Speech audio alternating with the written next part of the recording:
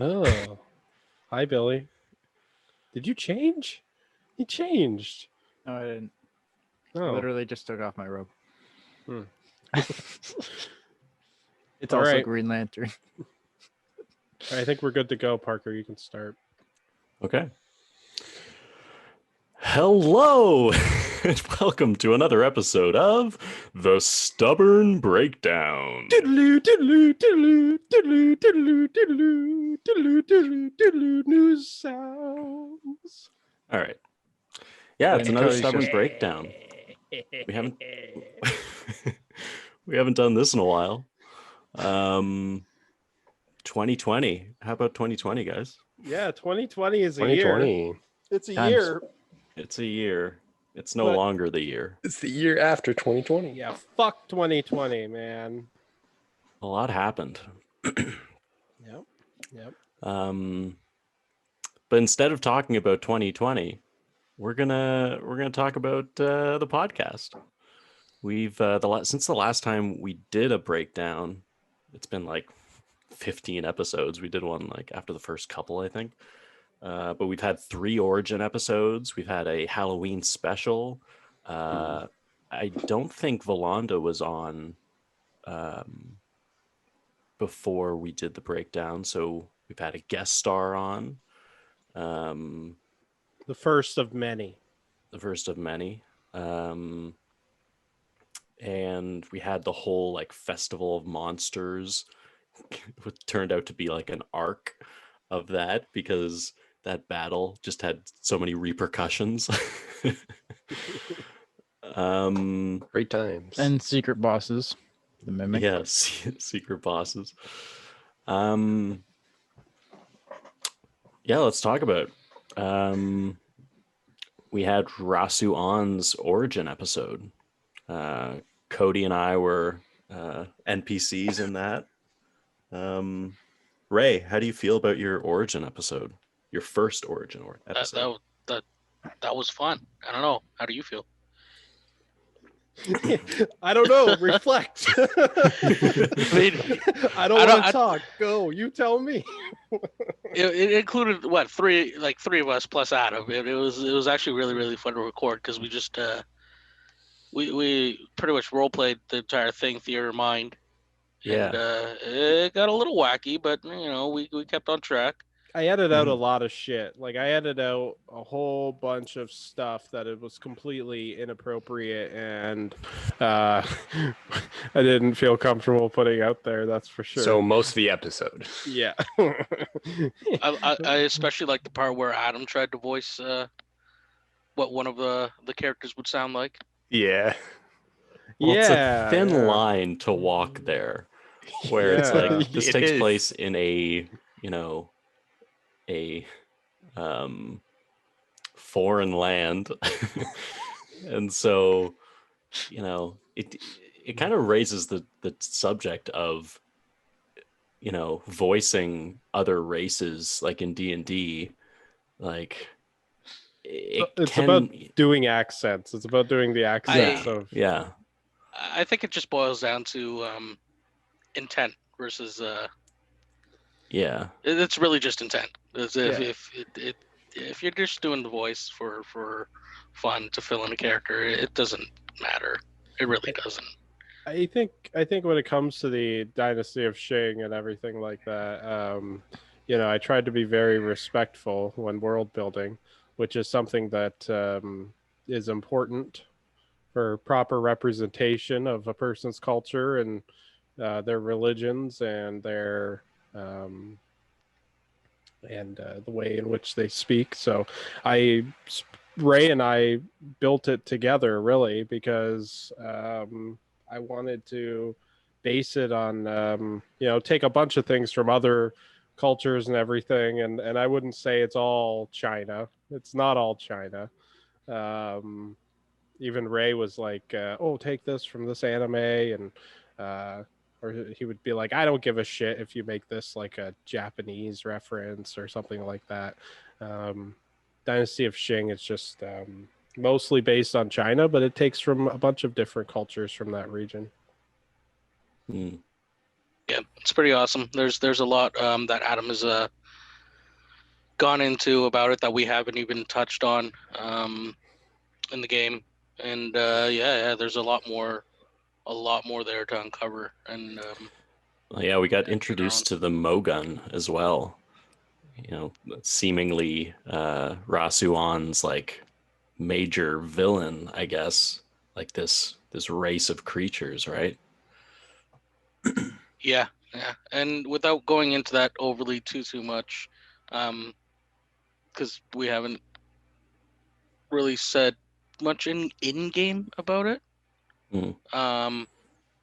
Yeah, these things are gonna get pretty wild, and I don't know what Adam has a plan for them.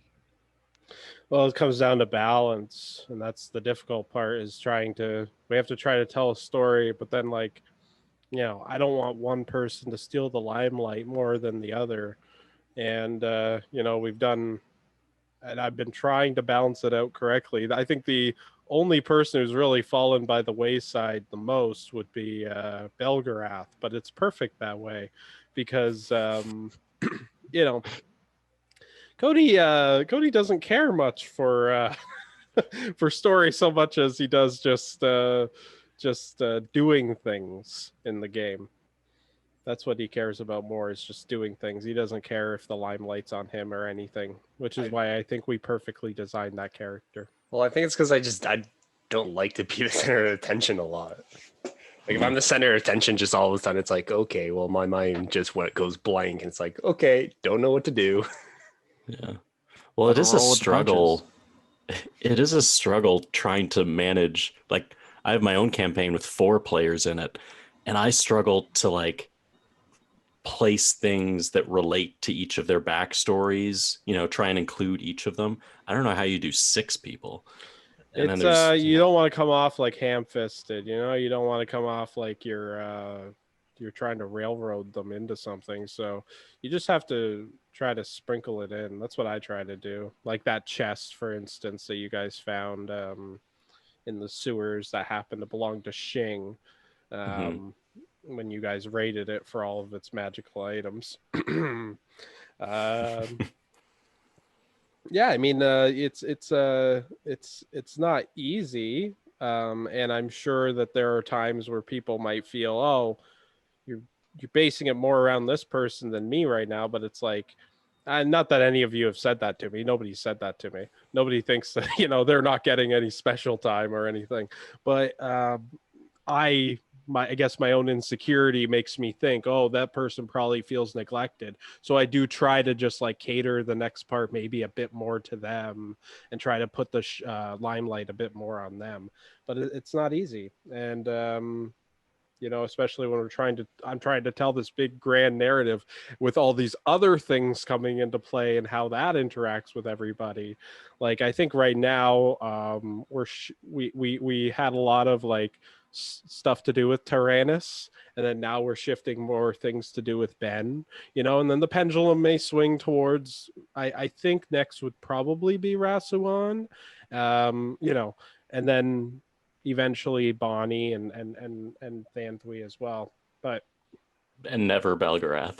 and never Belgarath. No, I don't. That's a good thing. Belgarath's easy. I don't really have to worry about that. It will happen. I know, but it's going to be like one big thing, and then that's it. And then that's and it. it'll be like all out of the he needs. blue. It won't just be like, oh, this is playing. Just make no, this happens. It'll be one big thing, and I have that in the works. But it's all about too, like, where you guys are now is not where I thought you'd be. I mean, I tried to direct you guys towards Storm Talon, sure, but like I didn't expect the other places that you'd end up going to. What about Benjamin Grimshaw's origin? That's the latest episode, I think. By the time we air this, it'll still be the latest. I think it is. Yeah. It'll be the episode after, actually. Yeah. Anyways, so the latest origin episode was Benjamin Grimshaw's, where we discovered a little bit more about how he became half robot. Yeah. That was a fun story. Yeah, we got introduced to the Can I say the name of the creature? Yeah, because in canon, it was oh my gosh, I'm forgetting my own character's name. Kasef? Deckard Moonbreaker explained. Well, you don't know; it's not confirmed, but he did allude to the fact that the description you gave him was close to Kasef, the Chaos Hound. Hmm. Yeah. So what do you think of that, Billy? What do you think? What do you think Ben's motivations are right now? Why did he get from there to where he is today? It's been through some shit, man. So, timeline-wise, that episode that happened before he was in Greystone Prison. Yeah. So we still don't know why he was in Greystone Prison. Yeah. Basically, he was like an up and coming like gangster, and then he got ripped to shreds, and then that's when his notoriety really started taking off as the Grim Reaper. And Right. so we'll get more into that, but we gotta learn how to walk before we can run, you know. Yeah. Especially with Ben, he lost a leg. I mean, it's gonna take some recuperating. Yeah, people Gotta gotta learn how know to like hop. we're gonna have more. That's the other thing is too. It's not just one origin story for everybody, you know. And we're gonna have multiple. And I'm gonna have another one with Ben later, where we explore more about what happened after he was put back together basically by Jebediah Castwater. Castwater, that's Which, by the way, isn't a big deal for anybody that listened. But if you were on the Discord server, you'd know who Jebediah Castwater was, because he was actually a roleplay character that I had on Discord roleplay in Campaign 1, where all the roleplay characters in the Discord server, which is canon with the show, worked together to ultimately defeat him during the Unfated War. He worked for Zebanox and was trying to do some stuff that I don't want to reveal. So, yeah, there's a connection there. It's also where Ben got his gun. So, but Yeah. Interesting. I'm just looking through some of the questions we got from fans. Some of them we've touched on in the first breakdown, but there's some really good questions here. Is there a race or a class that you don't want to play, that you just have no interest in? Race or Dwarf. class? I hate dwarves. I'm good at them. I can do the Scottish accent. I fucking hate them. You've played a dwarf twice. It's funny. Bernadette. Also, the follow up to that question, Parker, should be why. It is. I assumed that they would explain. Just no, I hate elves. That's it. It's just like it's a WoW Why? thing for me. Like I've always hated dwarves. I don't know why. Just the aesthetic of them. I think they're just a pain in the ass. See, having played Harris for as long as I did, and all the voices he went through, and then having to like stick to a Scottish accent for a bit, I don't want to play a dwarf for a long time. That was your fault. I know. I know, but I mean, it was hard. fun. It was fun, but Harris is pretty yeah. badass, though. He was. May you I don't rest think in there's a- peace. I don't think there's a race or class I wouldn't want to play. Like they all have their interesting traits that I'd like to mix and match and try out. Mm-hmm. I'd like Like- to not play a human again. Yeah, you played quite a few humans. Have you played anything but a human?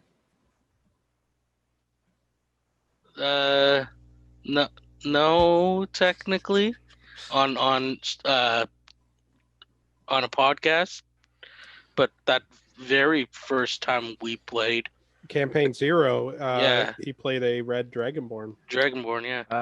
Adam, Hey, you, hey, Adam, you got some food. You got schmucks. What, guys? What? You got some What do you see? schmucks. you What? got a little bit of semen on your face there. Oh, how embarrassing. I think like all the classes I've played have been like demi-humans or humanoids. I don't think I've ever played an actual human, like the race before. Like it was elf, tiefling, and now a goblin. Never actually played a normal human before because I think I just find them so bland. I'd like to play a tiefling at some point. Tieflings are They're fun. cool. I'm curious about a tiefling too. I think they could be fun. Campaign 3, we're all tieflings. Takes place in Either that or like a Goliath or something like just fucking big, like a big brute kind of guy. Randy was a Goliath for a bit. Well, I think before I made Belgrath, I was thinking of making a centaur. Oh my Oh Thinking, man, But I think we went through. It's like it would be extremely hard to try to like disguise in a town. It'd just be a Yeah. half-horse human coming through the town. It's like you just have to be turned into a horse. It'd be easier. we could ride him. That would be cool. In the Lucky Die podcast crossover we did recently, I played a Loxodon, which was very cool. Do you know what a Elephant loxodon is, Character, I'm Cody? not gonna lie. no, I actually It's- don't know what a It's loxodon is. a Elephant. humanoid elephant. I've seen I've seen it in the book and people miniatures of it, but Yeah, it was I haven't very actually cool. read about it. His character was awesome. I loved it. I really want to play him again. Like I want to explore that character more. We should do Yeah. like a Stubborn Heroes episode where we bring those characters over and for like a special one-off or something. Yeah, Have them do something or maybe a mission or I don't know. Rick and Barry can Yeah. make an appearance. Yeah, I wasn't there for that, but I had a character lined up for that. That was gonna be Yeah, your character Pretty was going to cool. be like the most interesting one. yeah. Come on, tell us. Give us a little sneak peek of your character. What it would have been. Give me a second here. It was gonna be a Yuan T pure blood, which is like the snake. I don't know. There's so many depictions of it. Like you could have like a humanoid snake with like more of a snake head, or like more of a humanoid with like a snake body. It was kind of weird, but I mean it was open for a lot of interpretation there. But yeah, it was gonna be a Yuan T pure blood warlock, but with a celestial patron of some sort. So Okay, it was that's going to be like subclass. a warlock healer, which is really cool. That's very cool. Yeah. Yeah, Tasha's Cauldron has a bunch of that shit. Yeah. Has anybody read it? Not fully. Not fully. No. I have. I've Hate to go on a tangent, but it's really good. Yeah. And I especially like all the different tables and everything they added in for environmental effects. Oh, so it's safe to say that we might encounter some environmental effects. Oh yeah, for sure. But like they even have one where it's like a dome that creates psychic energy. You know, they're really going deep into like the psionics now. maybe That's there'll awesome. be like a telepath class in the future. Well, people have been asking for it forever. That'd be cool. Like some kind of like psionic. But like imagine a dome of magic that you'd walk into, and then every single creature and animal inside has the intelligence of a human and can speak and everything, you know. So you know, they have those sort of things, or like what you would encounter in like a frozen tundra, You know, just like things that may be difficult. You know, if you're like trying to quickly put something together as a DM, that will save you so much time. It's a good book. Sorry, I didn't mean to go on a tangent. So next question. If your characters weren't living a life of adventure, what would they be doing instead?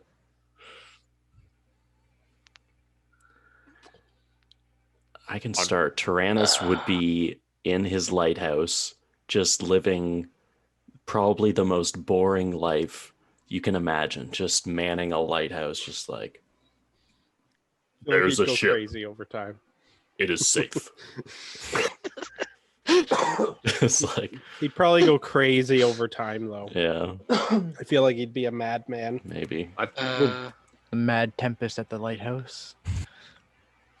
Oh, are you weary travelers? that's my Tyrannus, by the way. Belgrath was pretty much built around adventure.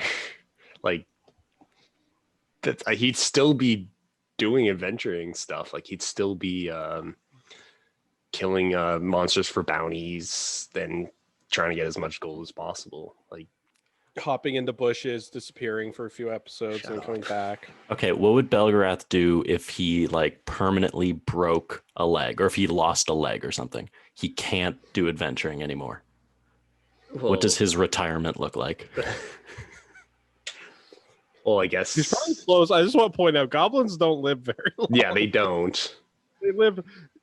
First of all, normally they're murdered or killed by somebody, but before they're like 10. Racist. But, it's true. It's true. I know. That's why I said racist. He's only going to be alive for like 2 more episodes. Yeah. He dies of old age. I think their life expectancy is like 30 years, though. Like that's when they're old. Isn't Belgrath 29? Yeah. His birthday is next week. Next week, how old, and then he just instantly drops dead. Yeah, this is a new question. How old are you? I actually forget how old I put his Belgrath. I think he's like technically in his teens. Like you can say anything and it's canon. That's how this works. But as soon as you say it, you're canon. Yeah. Well, I'm pretty sure I set him. I think when I made him, he was set as a low teen. So like, 13, I believe, 14. Wow. So you're like little boy. Well, yeah, So since they technically don't live long, we have 2 minors in the group. Well, no, Bonnie's 30, whatever, 39 or 33 or whatever. 139. Yeah, maybe. How old's Rasuan, now that we're on the topic? That's a good question. None of us know. I'm pretty sure Tyrannus is like late 20s. I think I said like 25, 26. I think a lot of it's up to interpretation. Yeah. You know what I mean? Like, who cares? Well, Rasuan's like high, like 30 something. Yeah. That's what I think for Ben too, like maybe mid 30s. I would say Rasuan would have to be in his 30s because he's already had a whole military career prior to where he is at the beginning of the show. Apparently, I put him at 31 in our D&D Beyond thing, but I don't think that's correct. I think he'd be older. Yeah. I think he'd be like 38-ish because like he's had a military career, then he retired. Yeah. You know. That's what I actually just put him at. It's canon now. And just when I thought I was out, Zendoji Mountains pull me back in. Technically, Belgrath's already an adult. Yeah, like before we started the campaign, when Michael decided he was playing a Tortle, didn't you talk about like expanding or extending the age limit for Tortles? I think it's very dumb how Dungeons and Dragons, like Raw, does Tortles because they say Tortles only live like less than humans. Humans can live up to like 120 or something like that. And Tortles can live max like 80 years. I'm like, what the fuck? That makes no to me. That makes no sense. It makes no sense because turtles live like 250 years. So why the fuck would a humanoid turtle live less than a human? It just doesn't make any sense biologically. Yeah. So I changed it, yeah, and I made them live like 500 years. So How- he's like 128 or something like that, I think he So said. this is like still fairly young in total years. I Yeah, it guess. only makes sense. Yeah. Okay, let me find another question here. I wonder if they're thinking like box turtles. Just the lamest turtle. Yeah, like we could have turtles for Joe because he wants turtles in this game. Yeah. There's actually a question here about are there any updates for when StubCon is happening? That was clearly written before COVID happened. Yeah. Not anytime soon. There's also a question about, is there going to be a Halloween special this year? Yes. No. It happened already. I guess we never spoke about the Halloween special. The alien like tribute we did. I love that, Yeah, it was fun. especially Yeah, it since like I thought I was like, yeah, you go, you tell him what happened, and then it's like, nah, you just fucked everything. Who was I with when I died? I know I was with someone. Michael. Was it Michael? Yeah. Yeah, you two were in like the reactor and No, we when I died, we were just in the hallway of the cafeteria. We just passed the cafeteria, and that's when the alien came out, and we had to close right. the door. yeah. But it just melted through it and killed me. And what I love about the episode is the fact that it totally does a Fifth Element, where the villain, the protagonist, and the antagonist, they never actually meet. So because if we see it as a story, like a film almost, Parker's character never interacts with the alien that's killing you all during the whole episode. It's the truth. He never actually interacts with the alien, just like Fifth Element, where like the hero and the villain never actually meet during the whole movie. You actually never meet the alien, and then you basically go into a ship, and then you get killed by, or presumably killed or impregnated by a facehugger. And who knows if that's the real reality, and the stubborn heroes, this entire adventure in Umbra and everything is just inside of your, brain juices as you're in a cryo sleep. Could be. Could be. And I was actually one of the first people to almost die in that episode when we were like spacewalking. Oh yeah. I was like flying off into space. Yeah. And like fucking just said fuck it off the ship to fucking save you. I think it was somebody grabbed you, and if they And then hadn't, then I think David had to grab me. No, I thought Yeah. it was you went off to space. You went to grab Parker, Billy, and then Michael had to hold on to you or something like Or that. maybe it was Michael. It was teamwork at its finest.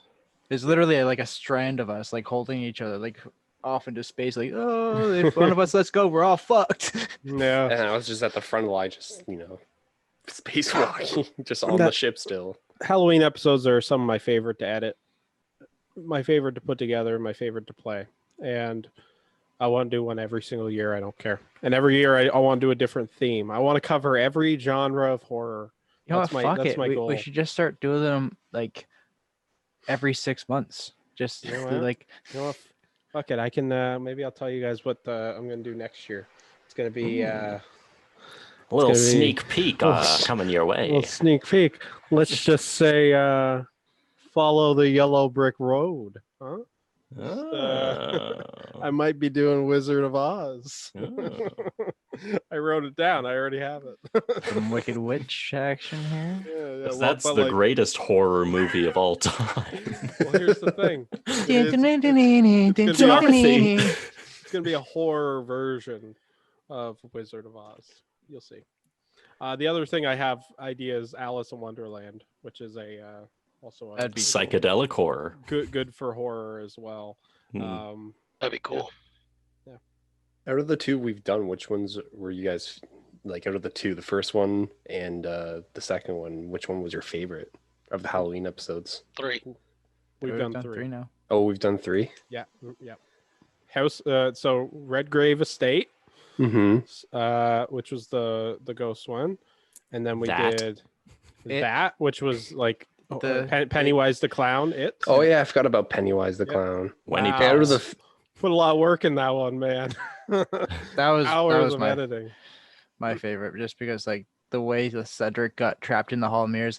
I know your secret. Just like that's good. I didn't even care. I was just ripping it right off. I was like, fuck Yeah, it. We're yeah, already but- down the rabbit hole. Sue me. But like Sue me. for Cedric, it worked so perfectly because he was like, "No, not my secret. It's mine." Yeah. Well, I knew it was the only thing that would scare him.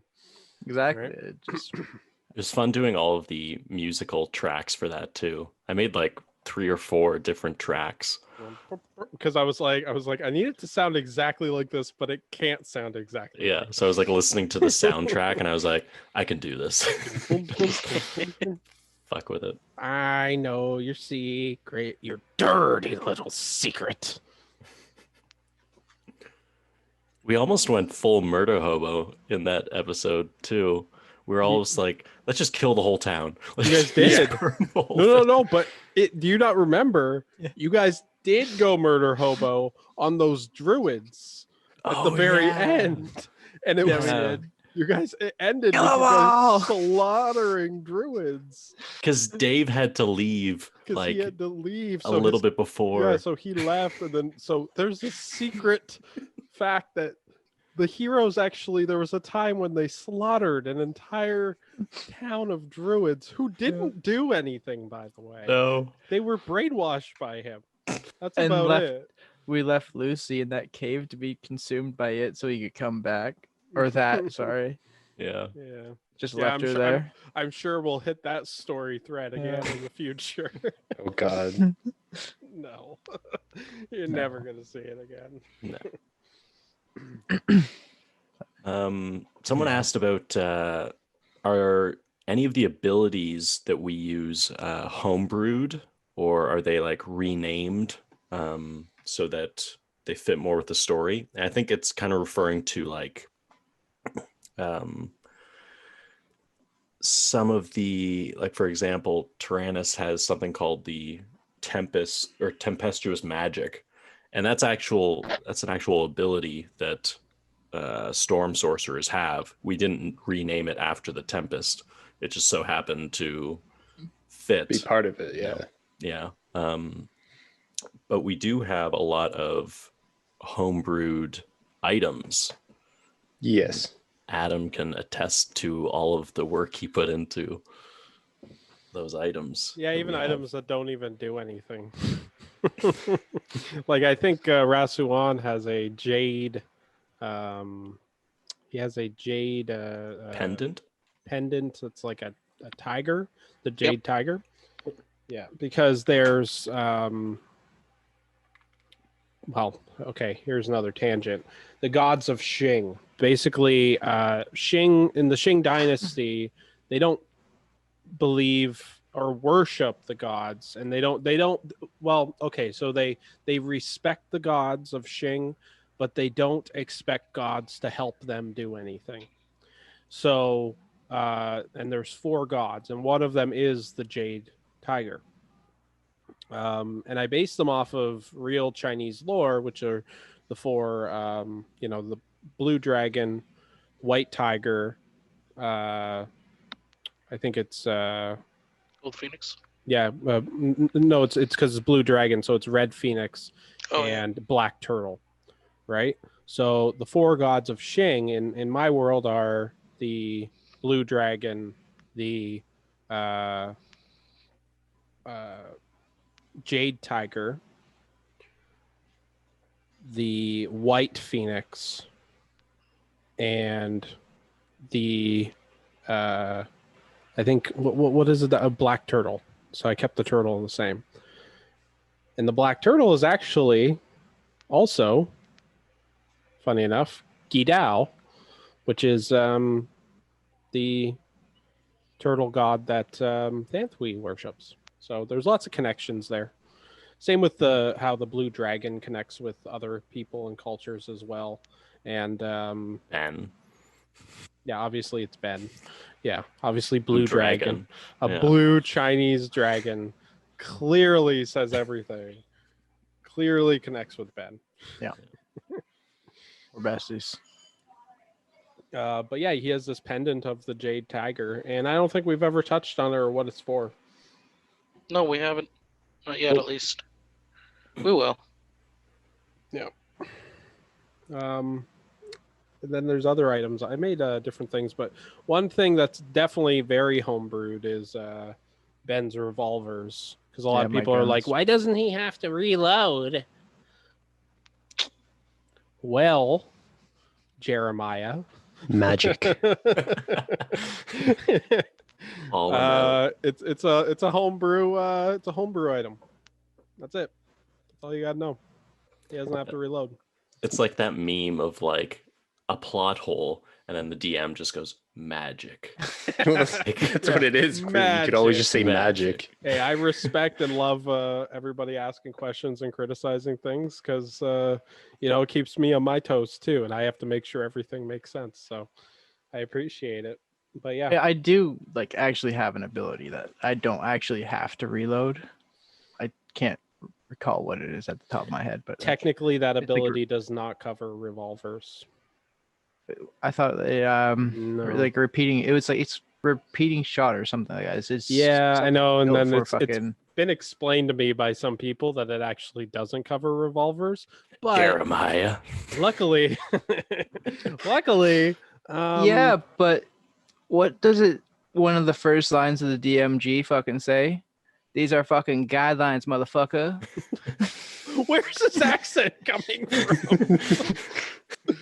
No, but the revolvers that you No, but, like, have, It sort does of- say like clearly in the DMG, like these are guidelines. Like you can do whatever the fuck you want. So like if you don't like it, course. then that's what it is. I But don't it wanna- also, to be clear, because someone's going to say it, it also says specific rules outmatch general rules. So follow Yeah. specific rules rather than the general. So Yeah.